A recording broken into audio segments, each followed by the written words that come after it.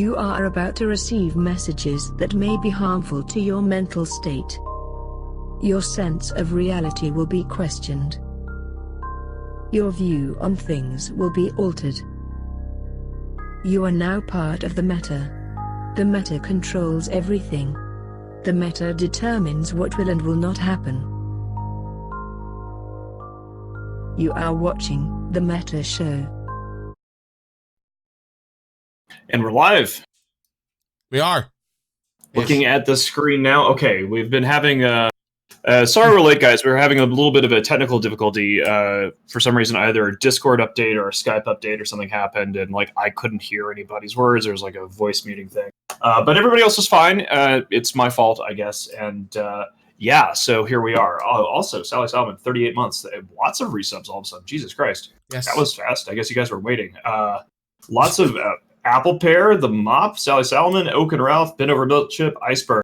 Yeah, so this is the big pre-Vegas meta show where we're going to be talking a lot about good things and bad things. One of the things we'll be touching on is there was just a few minutes ago a memorial room for a test diplomat who sadly passed away, named Jason Richter, and so several hundred people from Legacy and the Imperium were out having a memorial room just before the show. We also have a skin giveaway. We have a 5 billion ISK skin for Dracovic that Jay Amazingness found, and we're going to be giving that out to people later on the show. Yes. A few other things going on. Also got, Killa B resigned for the CSM, so Sword Dragon is back on the CSM. He is impossible to keep off of the CSM, it seems. Never gets old. And we're going to be talking about some of the gameplay updates and some of the things we can expect from CCP, or at least theoretically expect from CCP, as we head into Vegas. So, yeah, that's the general idea here. Yep. So I pressed the giveaway start button. We'll give it away later. You can buy tickets, up to 20 tickets instead of the normal 10. And you can buy, it costs 10 minutes of watch show time. So you'd have to have watched 3 episodes to get basically all the tickets you want. The skin is really sexy. It's expensive to get them in Jita. It's about 5 billion right now. It's called the Dracovic Dead Space Dreamtime skin. And I'll show it to you all later in the show, right before we give it away. Yeah. But it is very spiffy. If you haven't been watching the show for a period of time, when you're trying to get a ticket, you won't get anything. So don't worry, as the thing runs, you will end up getting opportunities for tickets. Yeah, by the end of the show, you should be able to get at least 6. So, yeah. All right, so right here, we're going to hit our top story button and get started.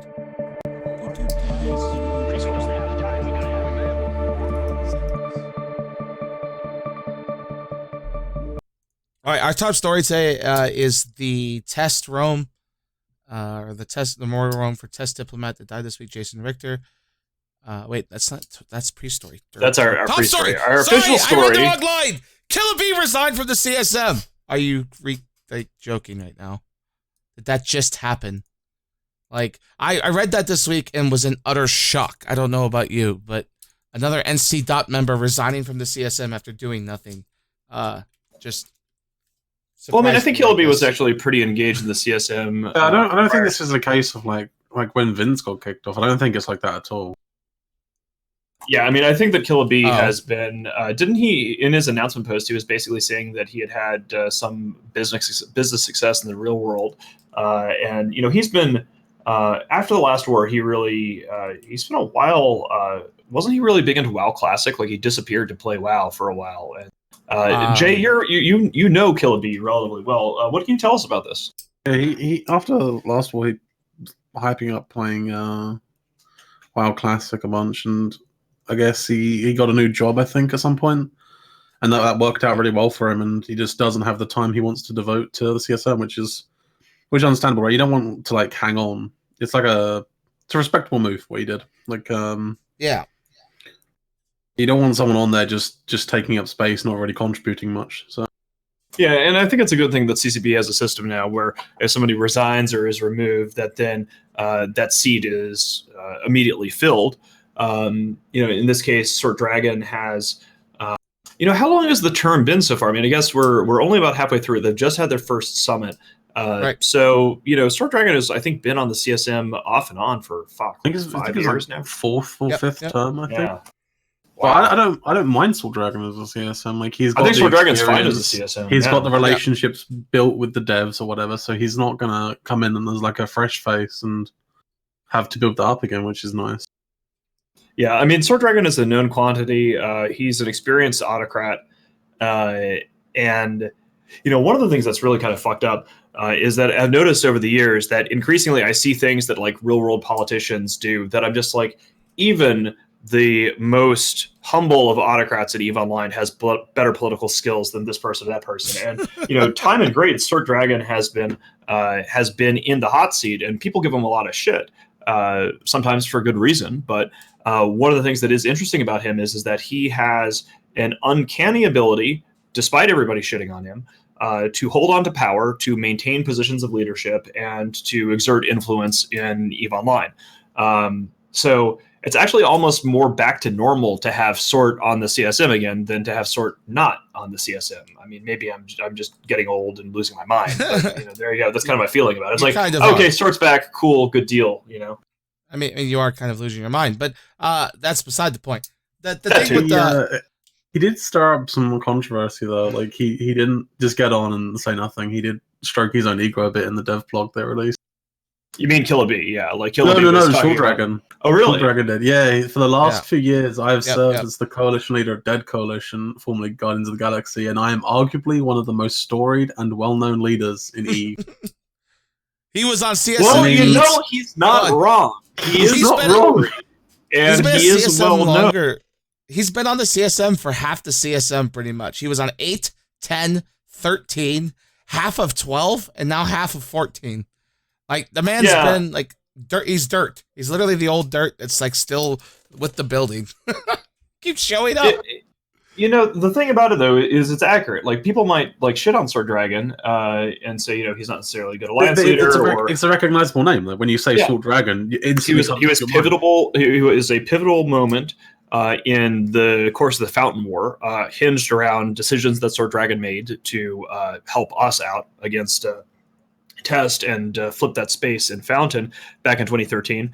And then, really the turning point of the Battle of BR5, whether we like it or not. In fact, I think it's awesome because it's a great example of an alliance leader like reputation tanking in the middle of a fight, was in BR5 when all of PanFam ended up targeting Sword Dragon, right? Yeah. and he tanked through 5 hostile Titans worth of DPS by the time he went down. So once he was finally destroyed, because they were just so eager to kill Sword Dragon, it's like when I put the Mittani on the field, that by that point the tide had turned and it was all downhill for PanFam after that, because they were just so obsessed with getting after Sword. So yeah, I mean, he's always been in some way at the center or near the center of many of the great narratives in EVE Online's history, for better or for worse. You can dislike what he's done at times during these big dramas, but he has been involved in the big dramas, and I think that's fair. An interesting thing here too is he's finding himself while he just rejoins CSM in the middle of a active EVE Online war. So the most recent Tribute War, he sided with us rather than NC Dot, because NC Dot notoriously sided with Elo Knight and PanFam when they went and harassed Sword Dragon in Branch, and they were invading Branch. So he flipped on Vince Draken, told Vince Draken to go shove it, and that kind of played a part in why Vince retreated from Tribute. And now you have NC Dot versus Darkness going on round 4 or whatever. That's kicking off in Tenal, isn't it, this week? Right. There's a lot of stuff going on there. So it kind of plays into which side's more active too, because when you have active leadership, you have an active group that has a better chance of winning. So it'd be interesting to see how that war shapes out now that you have Sort always active. He's always there, right? Like, that's one of the things you can't say. That's a good segue. Like, this is an official thing. It's not an official thing on a roster of things to talk about, but we should at least discuss the potential war that's happening in the North, I think. Jay, can you give us a breakdown on that? Do you want to be the one to sort of map that out? As far as I know, NC Dot moved. It was initially like a subcap dread deployment or whatever, and you know how if they have small successes, then they'll carry on. You know, do it for the good fights, and if they encounter resistance, then they deploy Supers and Titans for the morale win. You know, it's the typical NZ.PL play, and you know GOTG beat them back. You know, with subs, and they had like a 600 build dread fight or whatever, and you know NC lost. So NC has deployed their Supers Titans or whatever to Tenal, and they're currently pushing on like Branch and Tenal assets of Dead Coalition. Ooh. Yeah, it's going to be curious to see how that works out, because one of the issues that we've been discussing a lot behind the scenes in terms of changes that can be made to EVE Online to bring real conflict back is the issue of time zone tanking. And Guardians of the Galaxy, Dead Coalition, whatever we're calling them these days, does have a very strong Australian time zone, very strong Chinese time zone. And, you know, Sword Dragon being based in Australia has always been in a position to make it just such a pain in the ass to try to dislodge him from the north. You know, one of the things we've been discussing. Sorry, Jay, you go. It's very weird. So you can't really call the whole AU time zone tanking with Sword Dragon because he's in AU time zone. He's not time zone. Yeah, it's AU time zone. Like, they've got Ranger Regiment in Chinese time zone. You've got they have Ranger Regiment. Russian time zone. Yep. So they've got like most of the off time zones covered. They've got those locked down, and I don't think NC have the bench of FCs or the numbers to contest them during those time zones. So it's very. But apparently, Fraternity is throwing down in this war and is joining against Ranger Regiment because the group that just bought Ranger Regiment is very anti-Fraternity. So Fraternity is going to throw in their hat with NC Dot. For those that don't know, Fraternity recently just moved out of the South. We talked about this a couple weeks ago. They're done. They're out of the South and they're or East, I guess you could call it. And they've headed into Kesh. And actually, here's a kill mail for you. Normally, super carriers wouldn't be discussed very much, but this guy got fleet warped off a Keepstar while they were doing their move. Is that your kill of the week, Bo? Yes, it is. Yes, it was. So, I mean, for some reason, people still join my fleet when I invite them to fleet, and this Nyx joined my fleet, and I fleet warped him off a Keepstar and killed him. But that's where their new staging system is on the cache. It's the deepest, middlest of nowhere you can get in EVE Online outside of like Paragon Soul or even maybe Outer Ring. Like it's out there in the middle of fucking nowhere. So it's really hard to get caps back in there. So it's nice to see that Fraternity may throw down in this. And if Fraternity does, that gives us a downtime war, right? Like, you know, when Test Fraternity fought each other, Villy came out really hard and made this let's bring this up a few time zones so that the fight is on our terms. But this might be the first war, like serious, like battle of like China versus China or downtime versus downtime, Australians versus Chinese. So this is going to be exciting to watch over the next, say, month or so to see if I'm really curious to see what sort of strength Fraternity brings to the table there, because they fought a very long-term defensive war against Test, but we haven't really seen Fraternity on offense in a while. And one of the things that was interesting about Fraternity in the last time we saw all their Titans together was they did put together, I think it was something like 145 Titans in Chinese primetime. And 145 Titans in an off time zone like that, or what we would call an off time zone based on player count, is quite significant. So I'm really curious to see what direction Fraternity wants to head in there. If they overpower Deadco's defenses, are we basically going to see? This might be talking crazy smack. I don't take the NC Dot incursion in the Northwest very seriously, right? Like they reinforced the Keepstar, tried to. Nothing came of it. NC Dot has been in trouble because they're sort of rotting away in Malpay. But if Fraternity wants the space in the Northwest to live in, that's a much more serious kind of thing. That's the thing with this NC Dot campaign is who have they got leading it? Because like if Killer's not playing, I think it's Papa Vince brother Bob, brother like brother Bob and Zeroness maybe.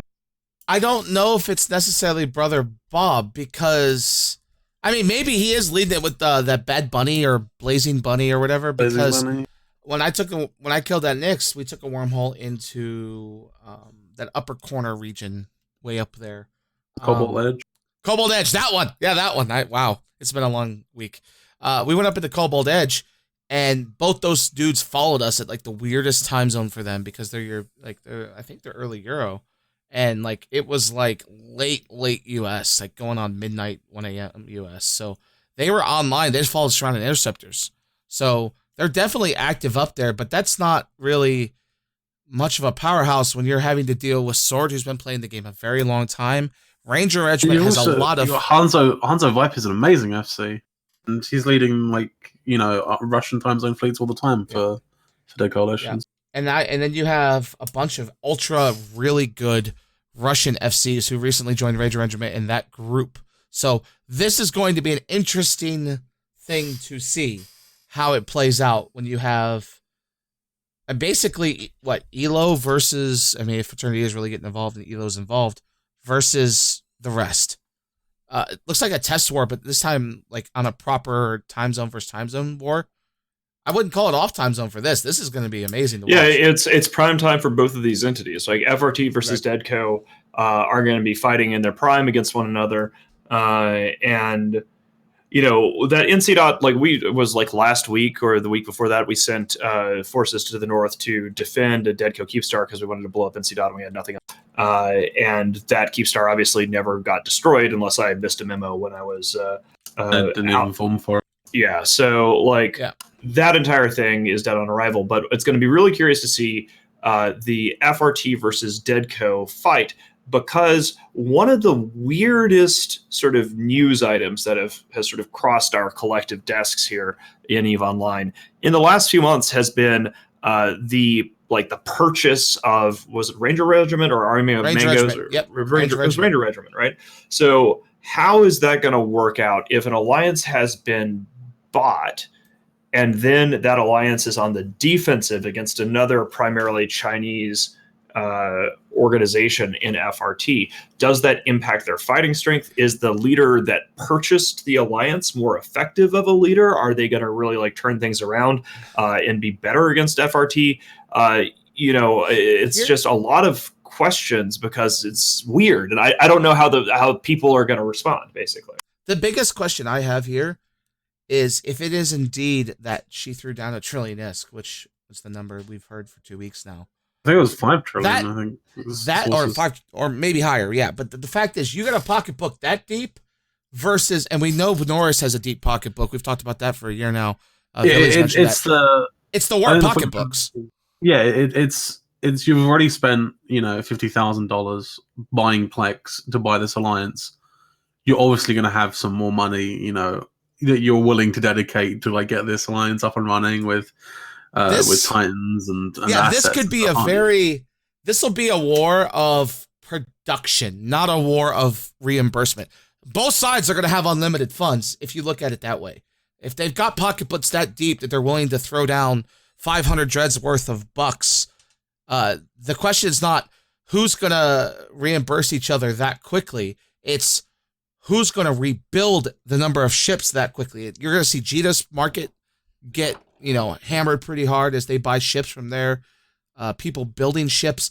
You can have all the real money in the world, but if you can't build it fast enough, there just isn't enough. And we saw this in previous wars with dreads and carriers. They take time to build. You saw it during the X-47 war with NC Dot. They had arguably during the X-47 war, NC Dot had a deeper war chest than us in terms of liquid ISK.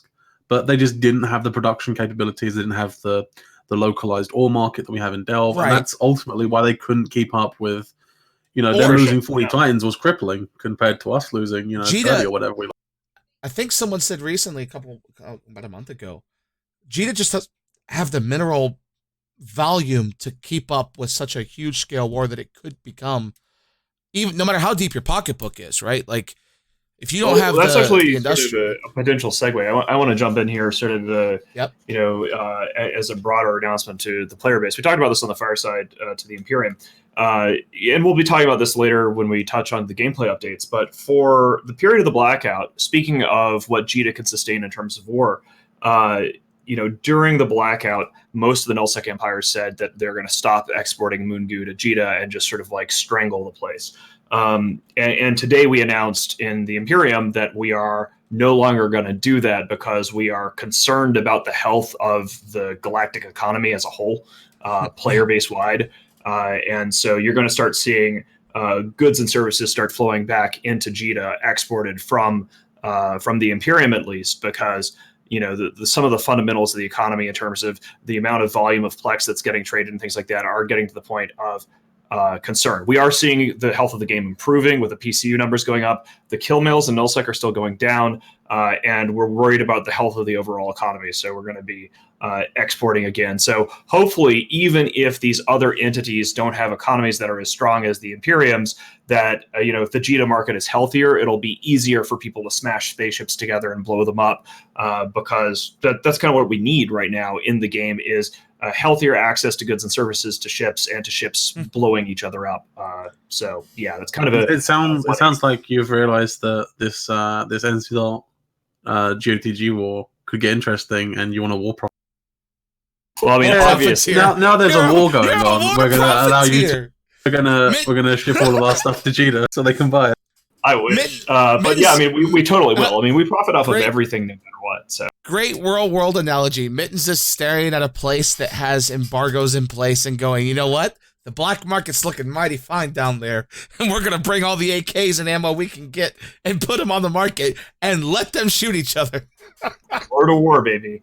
Yeah. Yes. Well, it's one of those things where like we don't really want to intervene in this conflict because first of all, it's off time zone from us, and second of all, it'll be curious to see what happens. Just because again, like two mostly Chinese and Russian time zone entities fighting, what does that look like? Does Fraternity want that space? Right. There was a question in chat earlier that I want to address briefly because it's come up a couple times whenever we talk about the sale of Ranger Regiment or whenever we talk about FRT spending like 50 grand on Plex.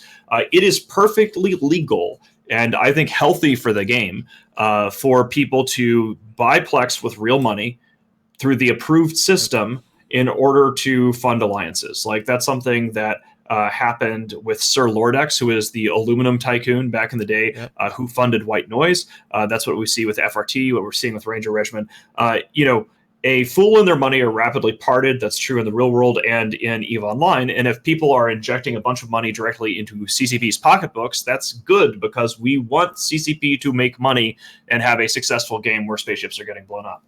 So I think that this is the kind of thing that adds to content. If these Chinese magnates are opening their wallets and funding the ships for their line members to then blow up each other in, CCP makes money, spaceships blow up, content is happening in the game. It's legal. It's a good thing. It's a little scary. Like we in Goonstorm have been on the wrong end of a Russian alliance that was funded by outside money. Obviously, we were on the wrong end of a casino war, which was funded illegitimately through dark money bullshit. And then all of those people got banned and that was changed. It is definitely scary to be facing off against an enemy that is funding their war machine with an outside source that you can't attack. On the other hand, when they are doing that and you blow their shit up, it's kind of funny because it's like, we killed all your shit and you wasted 50 grand. So, I know. That makes me smile right there. That knowing that. Okay, go ahead. This is the unique thing about this war is that you have both sides willing to do that. If you have Ranger Regiment willing to do that, and you have Naurus willing to do that with their.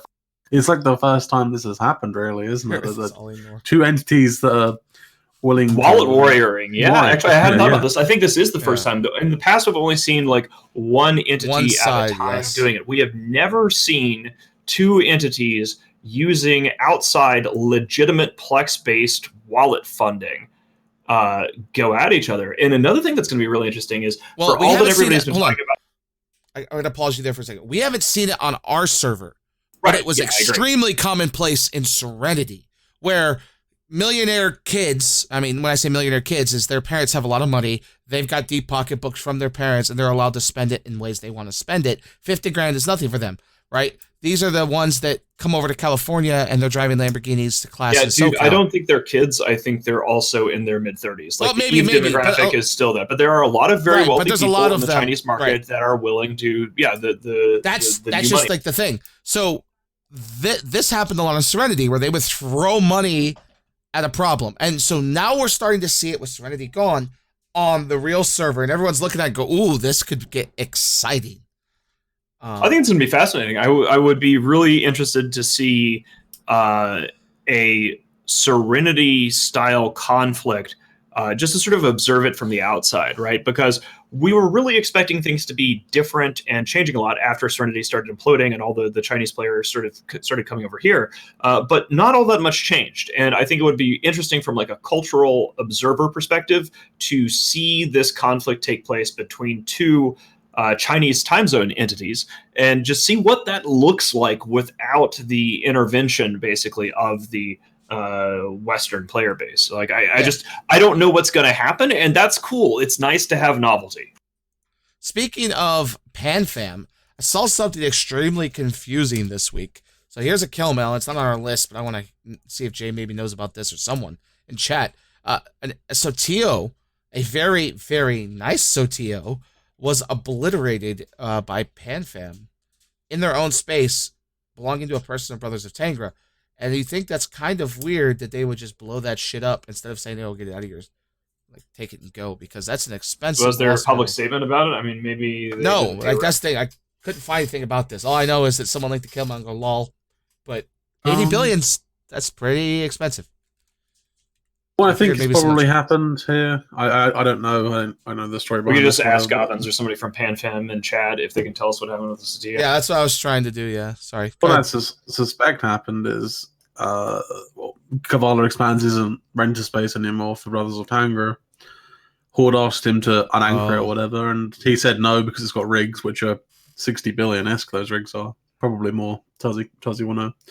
And he said no because it's got rigs, refused to sell it to them, so they killed it.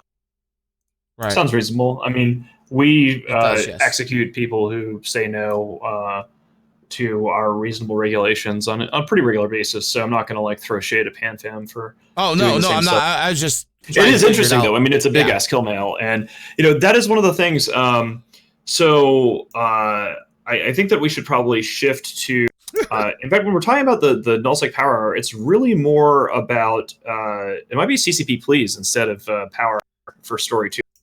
Yeah, I'd say story 2 and story 3 because CCP please with so they're both gonna be. So I'm gonna hit this button because I like it.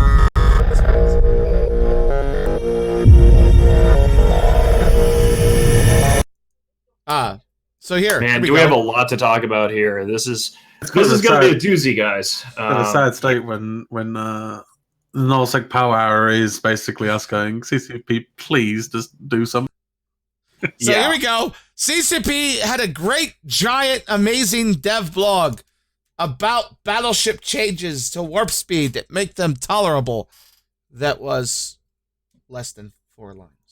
Yeah, this dev is really weird. I mean, it's a good thing. Like cruiser BC and BS speeds, warp speed going up, a shorter warp 2 distance when you're autopiloting and whatever. Like, that's cool.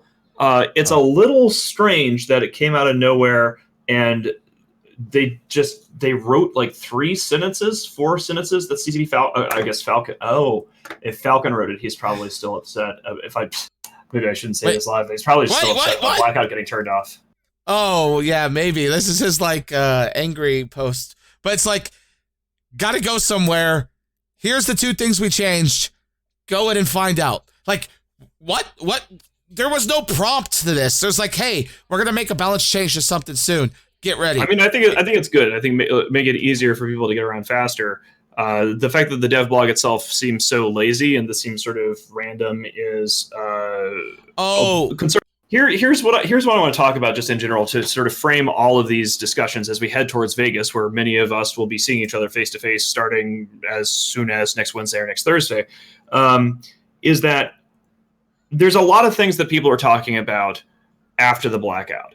a lot of the players are still not sure whether the Age of Chaos is over. A lot of players are not resubscribing until they're sure that they're not going to flip over a table and like ruin the game again. So what we're seeing here is the PCU, the peak concurrent users, which is at its peak on Sundays. So we learned during the blackout to measure peak to peak, Sunday to Sunday. We expect it to go over 30,000 this week for the first time since before the blackout since the blackout happened, which is a good thing.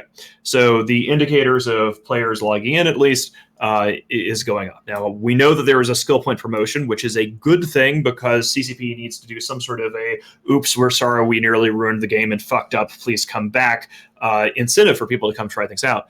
But what I would really like to see from CCP, and I think that a lot of the players would like to see, and this is going to be very vague, is I'd just like to see some kind of public statement about a future vision or a roadmap or something at all of where they want to go with the game. CCP Seagull, lover or hater, was always saying, guys, where we're headed is towards player-created Stargates. And even though that never happened or didn't happen yet, we at least could see that there was a direction and that there was a goal. If you don't have a plan, at least plan to have a plan, right? And the fact that there has not been anything really in the aftermath of the Age of Chaos's total and pathetic failure. Welcome to Yvonne.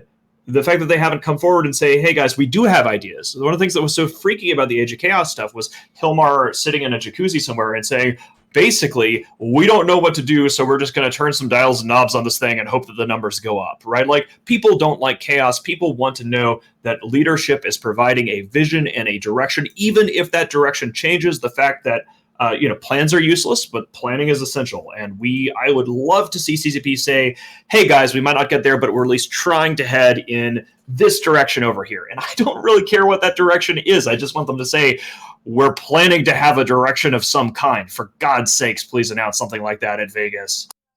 Yeah. Yeah. So here's an interesting, Darthkill reminds everyone, they put this patch notes release out about the warp speed changes and all that, the balancing stuff. So it was in the patch notes that was on the 9th, but when they put these patch notes out, I don't think anyone paid attention to them. So this is like Fozzie trying to get people to pay attention. Like, hey, we did this big change. It's a pretty big deal. Focus on this.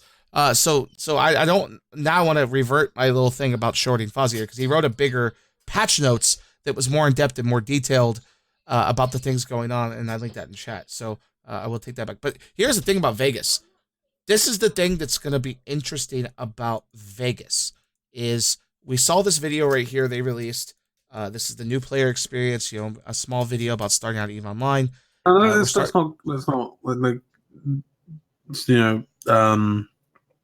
get it wrong here. This video is very well made. This is that's what I'm saying. Like, being serious, this is a very good video that they made and released. And I'd like to see more of this sort of stuff because it is beneficial to new players. But we haven't had a big game-changing announcement at a fan fest since Seagull changed things. Seagull changed things from let's make a big fan fest announcement once a year that really gets players hyped and look forward to the future to let's make these little mini updates every few months so the players have something to see and a progress. But that only works when you have a full gigantic game plan that you then break down into little bits and chunks.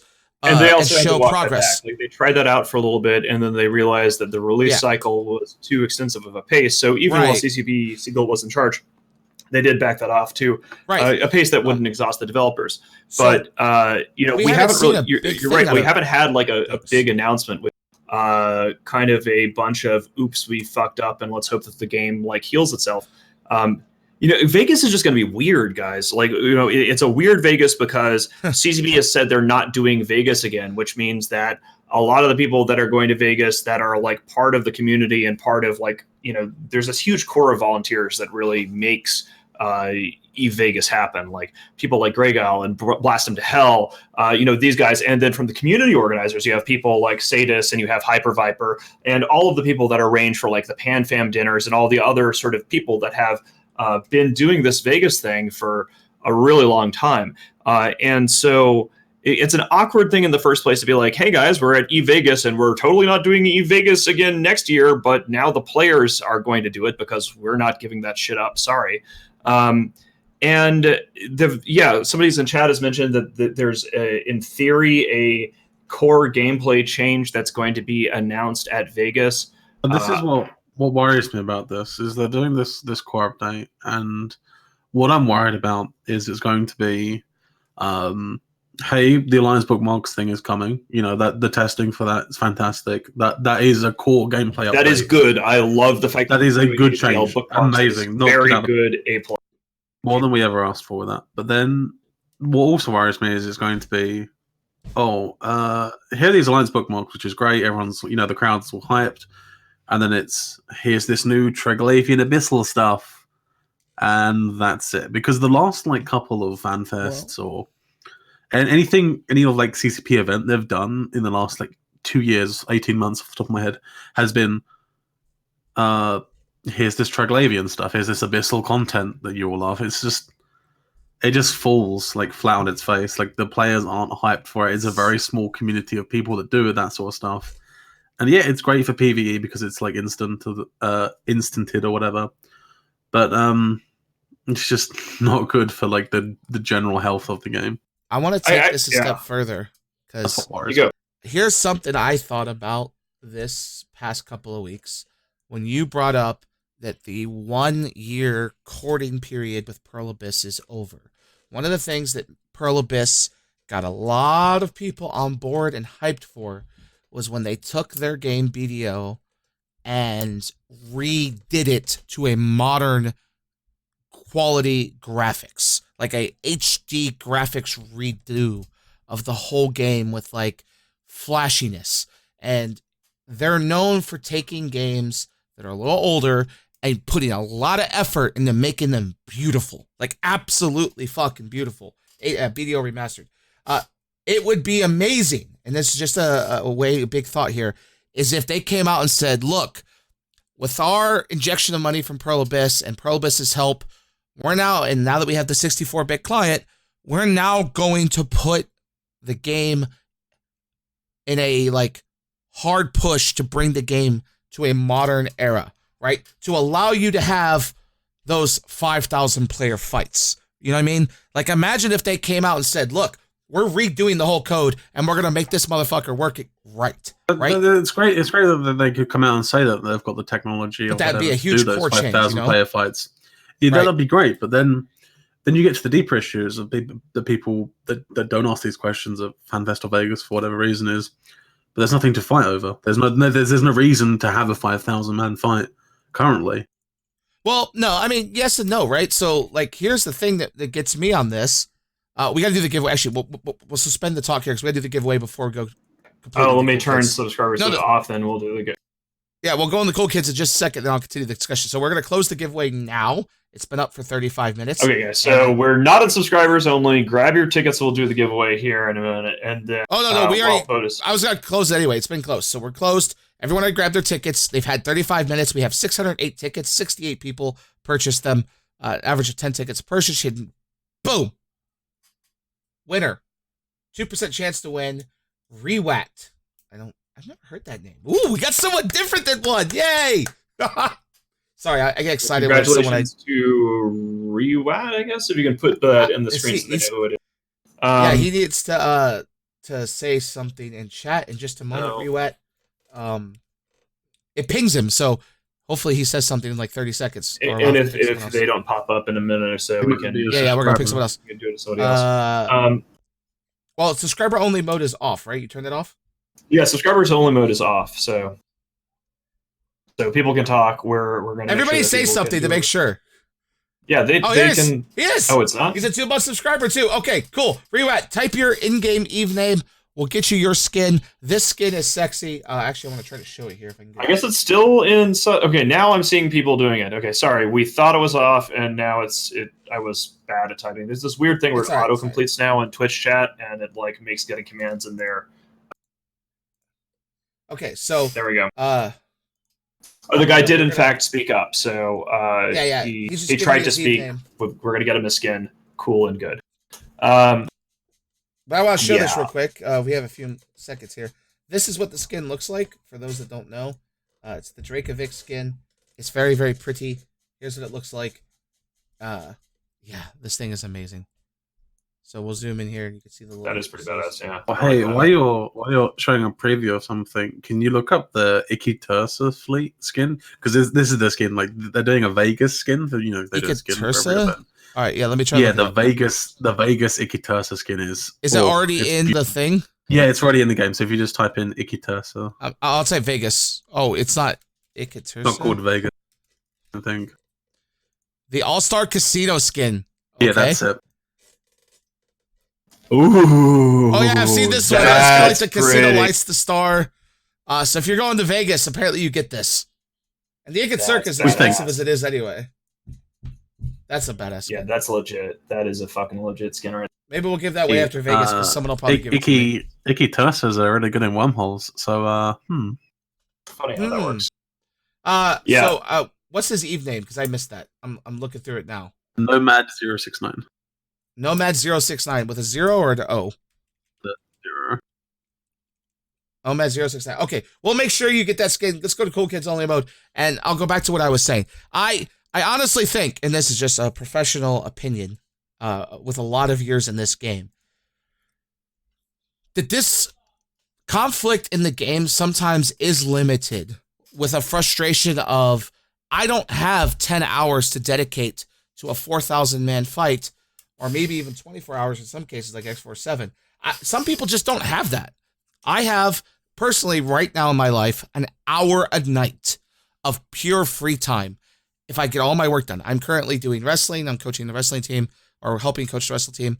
I am doing teaching my master's degree, and like I am so overloaded now, it's ridiculous. I get an hour a night. There is zero chance I could go to one of those big fights if I know Tie-Dye's going to kick in and just shatter me. But if they were to change the core of the game to allow Tie-Dye to never have to kick on sub 2,000 people, and you could go have this monster fight in 3 hours, because we realized X47 real time was like 3-4 hours of real time. That would be fucking huge for the game. It could bring back so many people. I really disagree with that. The problem I have with turn off Tie-Dye stuff is because I remember the battle days where it was before Tie-Dye, and yeah, I know. When you don't have Tie-Dye and you have a big fight and the system chokes, what happens is half the fleet gets black screened. You have a bunch of really terrible technical problems logging back in. And in many cases, if you're kicked off, you can't get back in, and nothing that your ship does really matters. Like, you win or lose based upon a dice roll as to what happened with the server, and it is incredibly frustrating. And that's something that in the battle days before Tie-Dye, when Tie-Dye happened, people were huge fans of it, because there was really nothing more frustrating than having a big fleet fight over a consequential objective decided by a dice roll based upon the server. And like, some people can play and kill everybody else, who is essentially it's like being unplugged from the Matrix, basically. However, in terms of specific suggestions or things like that, I don't want to get too far in the weeds, though. I'm delighted to have you continue to speculate, you and Jay both. But like, the thing I'm concerned about here is just look what's happened to us in terms of our view of Pearl Abyss and our view of the direction that CCP has taken the game in over the course of last year. Last year, there was a tremendous amount of skepticism and fear about Pearl Abyss doing something to the game and turning it into, what you got, Jay? Cut you off. I was in the camp of when Pearl Abyss took over. I was all the doom and gloom. Oh, they're going to come and ruin our game. It's going to be heavily monetized like BDO is. But now I'm like, please, just do something. Please, God, Pearl Abyss, That's a great, do something. Like, why aren't you doing more? Why aren't you engaging? Please, Pearl Abyss, do something. And I think that really shows, I don't like to have this feeling. I don't like to. You feel like Princess Leia at some point. It's like, help us, Pearl Abyss. I saw this amazing, this is a great segue here, speaking of games that have really probably got it right this time, is Arch-Age. We all played it in one form or another. Pirates on the Open Ocean was one of the first games to do that. They've just rebranded themselves, and they're trying it again. But this time, the way that they're going about the pay-to-win model is, hey, you want to be a whale? Great. You're going to have lots of cool cosmetics. You're going to have all the fucking cosmetics you want. You're going to get all this cool shit that just looks fucking amazing. And then if you play the game a lot and put a lot of time in, i.e. Eve's skill point thing in that game, you're going to get the rewards. So no longer is it money equals more power. They're approaching it that way. And it would be interesting if Eve does something like that. And I don't know if they will. But it seems like a lot of companies are realizing that they're actually still able to keep their whales happy with cosmetics and like little things like that, without upsetting their hardcore players who like to play the game tens of hours a day. You know, so that would be an interesting change here if they can't present a vision or anything like that. And one of the things about this is like there's so many unknown unknowns, things that we just don't understand about. Why did Pearl Abyss acquire CCP in the first place? If they haven't even like touched onto the things that they're doing with EVE Online, are they going to do something with EVE Online now that it's been a year? My guess was for the single shot stuff that they were working on, like the everyone on one server thing. They wanted that for their. Right, like the theory was that they wanted the data on how you maintain a community on a single shard game over a long period of time, and that was like the data-based idea. I think that the challenge here is that there's a crisis of confidence. I had to give it wasn't really all that awkward, but it was a kind of fireside chat I never really wanted to give today, where I got up in front of the entire coalition and was like, yeah, guys, things are still kind of fucked. Like they're not, the PCU is going up, but some of the fundamentals of the EVE economy are not there. The amount of kills that are taking place aren't there. One of the knock-on effects that we've seen across Null-sec that have been a consequence of the Sino change is that there's a lot less hunter activity going after smaller ships, because now hunters, if they want to use a Sino, have to basically be willing to automatically lose 400 million ISK for a recon Sino out of the gates. So we're now seeing, instead of like this big, oh wow, subcapitals are screwed, so we really need to focus on capitals and like hardening up the umbrella, which is the direction we went in. But it turned out that subcapitals have basically barely been touched, because hunters, the people that are really interested in like ganking and stuff like that, are much more obsessed with their kill death ratio and their ISK ISK value on their kill boards. And now that CCP has changed the Sinos to make it that you have to start any engagement with being willing to just instantly lose your 400 million ISK recon, we've seen a lot less hunter activity. So there's just been a bunch of really just bad stuff, and that's awkward. Not even hunter activity, less dread bombs. You're seeing a lot of people said, we had a guest on this show, Mr. Haiwanto, telling us how the big dread bomb is coming. We haven't seen that yet. I mean, we saw a small dread bomb that everyone usually sees, but that was based off somebody getting fleet warp by mistake. Things like that. We haven't seen people abusing the Sino changes as a hunter, but you are seeing the defensive people are really on the ball with having the Sino prepared. Every Oracle you warp into now across the EVE that I've seen has had a Falcon on standby or some big tanky recon ready and waiting to go. And in some cases, like in test space, you'll see 3 or 4 of those waiting because there's like 10 Oracles there. So there's always something ready to go. And there's no issue bridging a recon in and trying to save things. So you're starting to see that where survivability in Null-sec is coming back after chaos changes. And this Sino change is actually having the opposite effect of what a lot of the hunters felt it would have. It's actually giving the defenders a lot easier of a time to be ready and prepared to save their stuff. And because of the forced change by CCP, a lot of the big powerhouse 0-0 groups are waking up to the idea of, okay, we need to check our fits. We need to force fitting ideas. We need to look at how we handle our space. So you're seeing this tightening of 0-0 and more protectability of their own people. That's as Noisy Gamer says here in chat, Blackout taught the defender to be more alert, and that did not more alert, more disciplined, more plugged in, more organized. That didn't go away just because they turned local back on. I think it's really the lack of a vision, the lack of a roadmap, the lack of leadership is something we have a bunch of players in the Imperium who have partially resubbed after the blackout is over, Right. and people have like resubbed a couple accounts. But dudes who have like 8 to 15 accounts, they're like their toe is back in the water. They've got like 1 or 2 accounts resubbed, but people have not really fully recommitted to EVE Online because there's this tremendous amount of uncertainty that was unleashed by the chaos idiocy.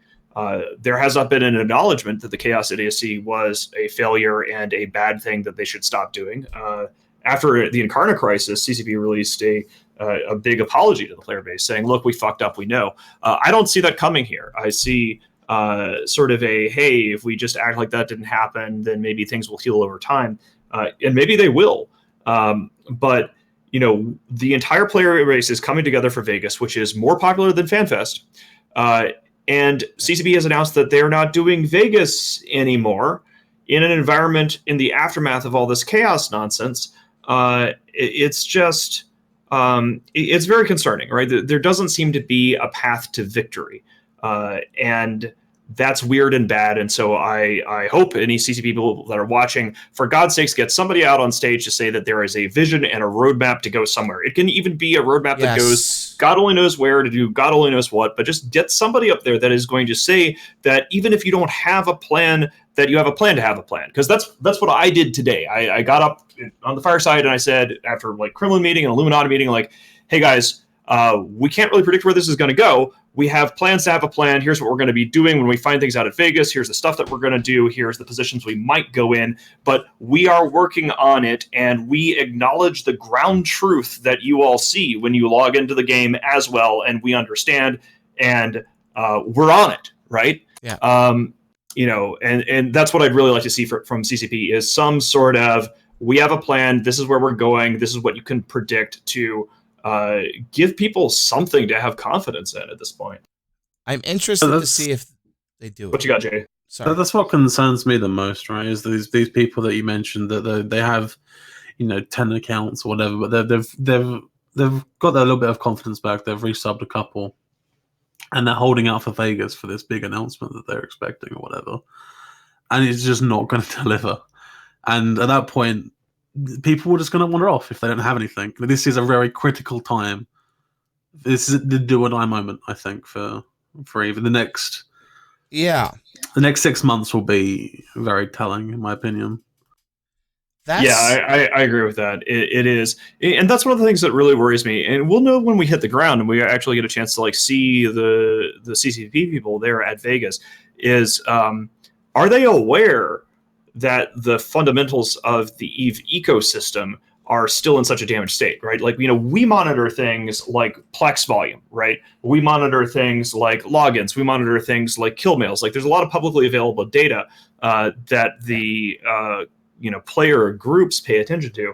And the thing that really just sticks in my mind as the most frightening thing that was revealed in the CSM minutes is that CCP's own internal metrics are completely fucked, right? Like the fact that CCP did not realize that the data they were relying on to determine the number of players that were active in Null-sec was completely borked, and that all of the Goonswarm representatives on the CSM counted as high-sec players or whatever under CCP's metrics.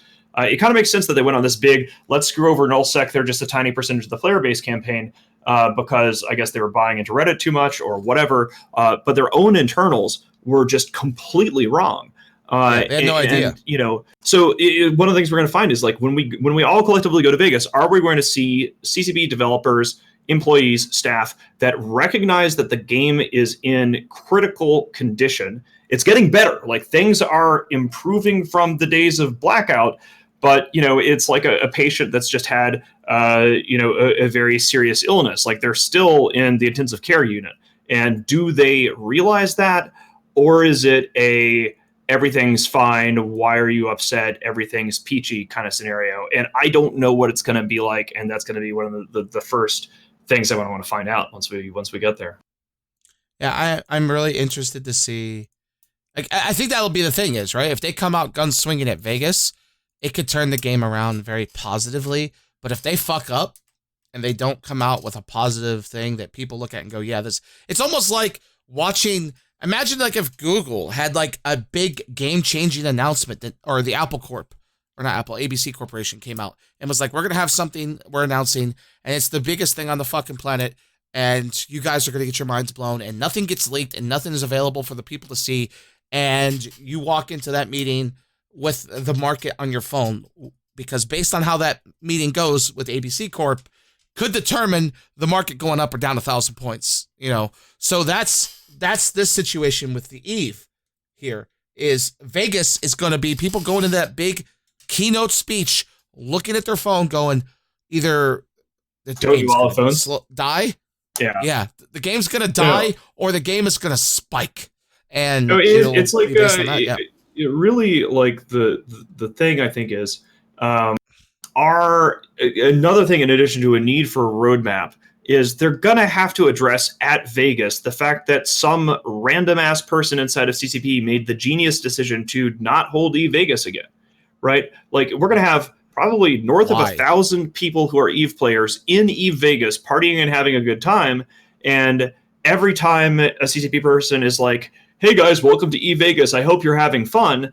The unspoken question is going to be, yeah, we're having fun here, so why aren't we doing it again next year, right? Like, that's going to be like the elephant in the room in any kind of CCP presentation is, if you see all these people here in Vegas having a grand old time, why have you decided to not do it again? So I would like to see a roadmap, and I'd like to see CCP walk back the decision to not have Vegas. It would just be much easier if they kept doing it. But another thing I'd like to see. Who fucking knows what they're thinking? Not even just that. I'd like to know, this Vegas, is the place they're holding the keynote speech big enough? Because when I went to last year or the year before, there was nowhere to stand before the keynote speech. You could get into like the room.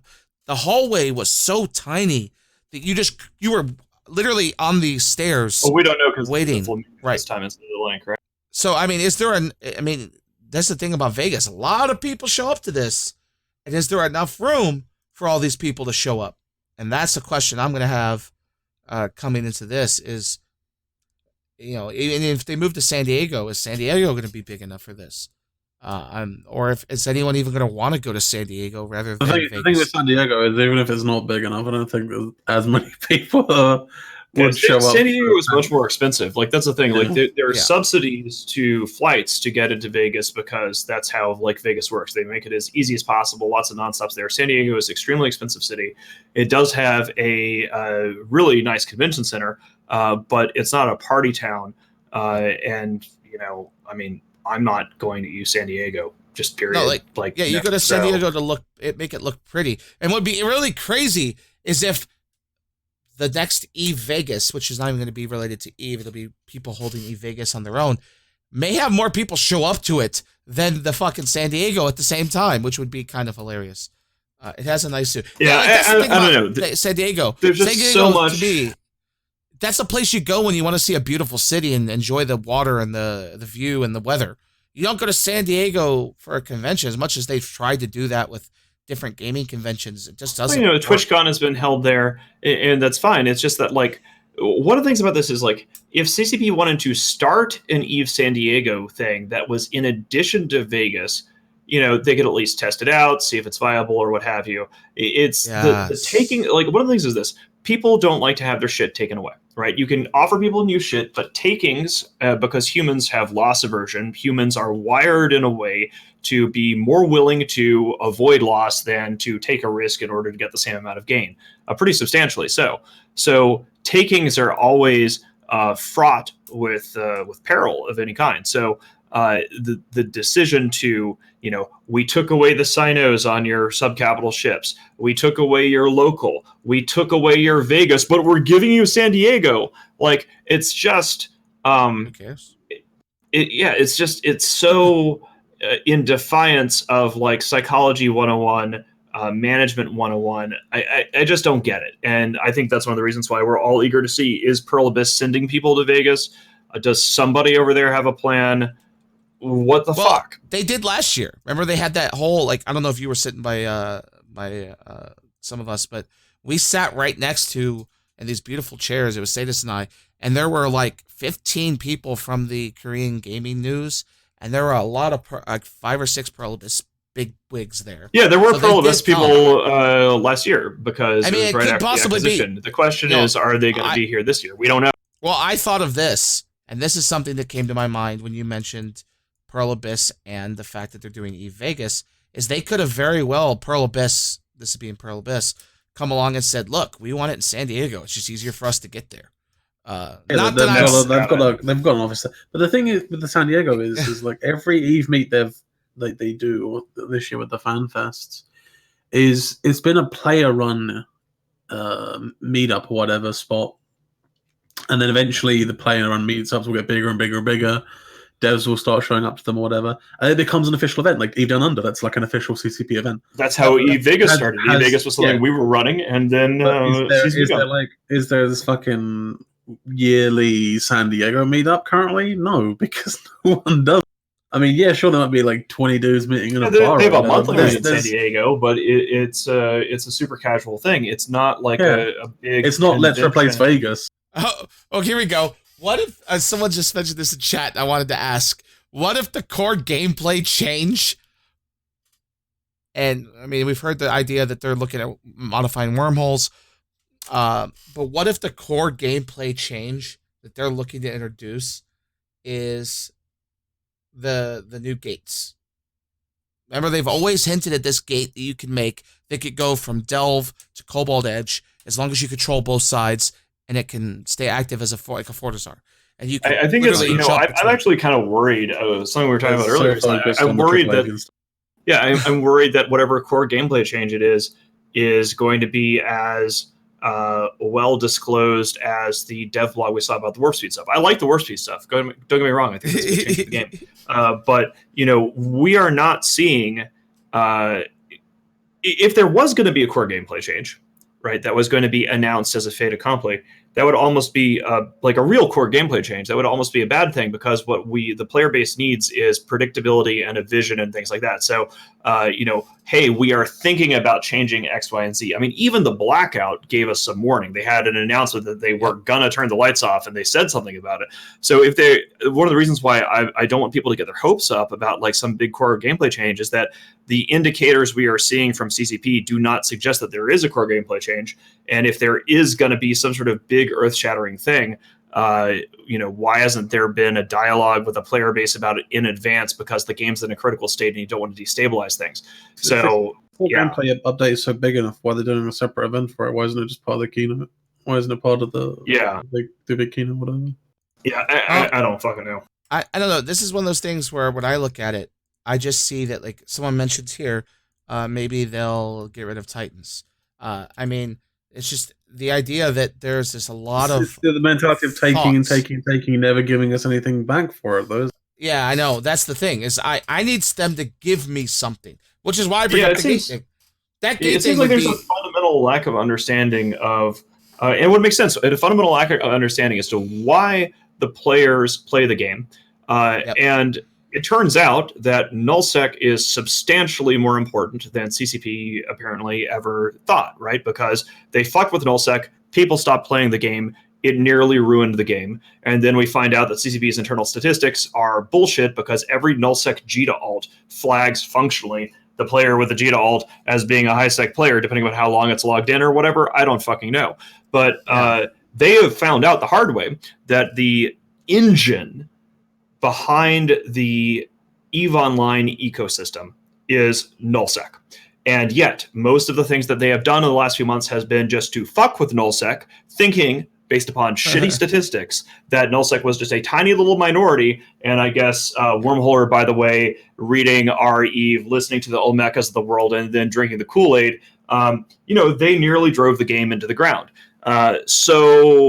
Yeah, it's just awkward. Do they realize that Null-sec is where the engine, the motive force, the narratives of the game come from, or are they? It seems like things are headless over there. Fundamentally speaking, it seems like they're just flailing around with no leadership. We want to see some fucking leadership. I'm gonna give you a real world example. When I teach, I know what I'm gonna teach all week, like the week before. I know what I'm going to teach for the year as far as like an overall teaching goal and my lessons pretty much a year out. Then I go in and I break down the month a month ahead of time, and then I break down the individual weeks. You don't see that at CCP. They're going week to week. They're making these decisions pretty much on the fly, and you don't know what you're going to be doing in November and December. And as a teacher, I'd be fired for that. Like, you got to know what you need to teach in a month if you're going to be teaching something right now, especially if you're doing, say, math and literature.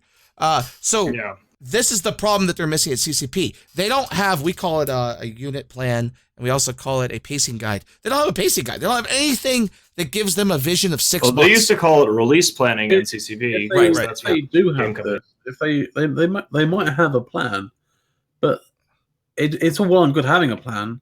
But if your customers don't have the confidence in you because you haven't given any evidence of this plan, then it's basically as good as not having a plan. Yeah, if you have a plan, you need to tell the player base that you have a plan. That's really all people need. People want to have trust and faith in CCP. They want to. We saw this after Incarnate, right? People want to. Yeah, like, oh shit, we forgive you. Look at that. CCP made that. They made a big song and dance about this CCP Please section of their website, or whatever, where they were going to tell you what they were working on. They stole this from us. I just want to tell you that. Yeah. It was an idea from the community, and it was a very good idea. And for like 2 weeks, it was amazing because they had like 5 things on there what they were working on at any given time. And then you look at this now, and it's just account security improvements. That's the only thing they're working on currently. Oh, and some tweets from September, I guess. Like, yikes. Yeah, this is this is bad. Even the headline is CCP Please, we've achieved something. That's an inspiring tagline. We've achieved something. What? This is really what ugly. Have you achieved? That's the question I have. What is it? What have you done? If this was even somewhat up to date, then I'd have a little bit of hope. But just seeing this, it's on my bookmarks bar in my browser because I like to look at it every week or whatever just to see if it's updated. But you look at it every once in a while to make sure that it's still there. Yeah. Look at the completed one too. Like it's wow. I haven't looked at this before because why would I guess? But wow. Yeah, so I mean, you can see why people are going, I hope Pearl Abyss is there, and I hope Pearl Abyss has a plan, because it doesn't really seem like CCP currently has a plan. I don't know, Vegas is going to be awkward. Like, throw a lifeline here. They need to throw out the rope, and they're still waiting on things they said they would do last summer, like implants.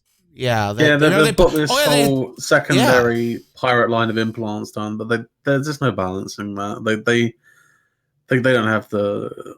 There's so much more that if you change one thing and add these implants, it's going to break more things. So it's better to just keep people carrot and sticking it with it. So like, just it's coming. Just keep on subbing for that. It's just not. It's never coming. You don't think it's ever going to come? No, because it requires so many like other changes that right now they just don't have in them. Yeah, we're just going to have to find out. Like I say, Vegas is going to be interesting. Next week. The player base as a whole is going to be very curious. It's going to be, again, kind of awkward to party in Vegas and yet not have an official plan to continue Vegas in 2020, and the players are going to have to run it, which we will. It'll be fine. But basically, dude, what the fuck? And the attitude I think that most of the player base is going to have going into Vegas is show us what you got, right? What do you got? Yep. Where are we going? What are you going to show that you can do besides just randomly flail around, break stuff, and nearly drive the game into a ditch? We're out of the ditch now. What can you show us to show that you're not going to drive us back into the ditch randomly based on bad data and jacuzzi thoughts or whatever? When did we get out of the ditch? Because I still feel pretty in it. Like, the PCU is climbing, but the fundamentals are not there. Like, we are still... like I say, like the fundamentals of EVE Online, the metrics that we have are not back to a healthy state. And if they don't know that in the first place, that also tells us a lot about their own internal metrics. Are they aware of what fragile state things are in? We don't know, but we're going to find out. But we're now have run over time a little bit. We started about 10 minutes late. Sorry about that, guys. That was on my audio issues. But thanks for coming. We will see many of you in Vegas in a few weeks, or in about 4 or 5 days. I will not be there. I've got other commitments, well, an ass load of commitments I'm dealing with right now, so I will not be there. But I will be talking about it as always. So thank you, Ingress, for subscribing. Thanks everyone for watching, and we'll be back. Congratulations to our winner of our giveaway. We're gonna try and do a giveaway every week. Don't forget, some nice ship skin or other. So thanks, Jay, for coming on, giving us all this information and giving us stuff to chat about. And we'll see you next week. Bye bye. Yep. Catch you guys in Vegas. You are about to receive messages that may be harmful to your mental state. Your sense of reality will be questioned. Your view on things will be altered. You are now part of the meta. The meta controls everything. The meta determines what will and will not happen. You are watching The Meta Show.